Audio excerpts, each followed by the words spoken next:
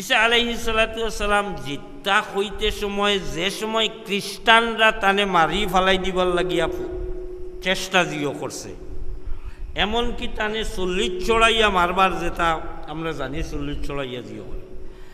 আল্লাহ রব্বুল আলামিনে ঈসা আলাইহিস সালাতু ওয়াস সালামর তারার চক্রান্তকারী অগুরে আল্লাহ তাআলা ঈসা আলাইহিস সালামর সম্পূর্ণ রূপ দিয়া হন রাখিয়া, আর তারা মনে করছে তো তারা তারে মারলিছে, আর আল্লাহ রব্বুল আলামিনে তানে জীবিত উঠাইয়া দিছে।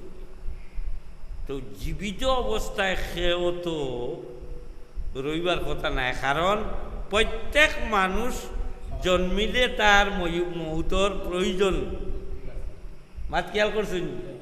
ও আল্লাহ রব্বুল আলামিনে ঈসা আলাইহিস সালাতু ওয়াস সালাম আবার দুনিয়ায় আইয়া 40 বছর রাজত্ব করিয়া, বিয়া শাদিও করলা না, বিয়া শাদি করিয়া 40 বছর রাজত্ব করিয়া এরপরে নর্মালি তার হায়াত শেষ হইব, তাই মরা হইবা।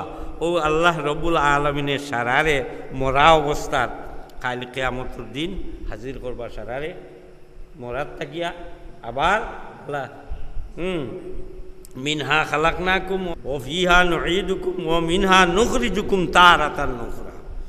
ও যেন আয়াত যেখানে কইছেন ফিরিয়া আল্লাহ রব্বুল আলামিনে মাটির থেকে বানাইবা, মাটির নিচে নিবা, আবার মাটির তাকিয়া কাল কিয়ামতের দিন তুলিবা।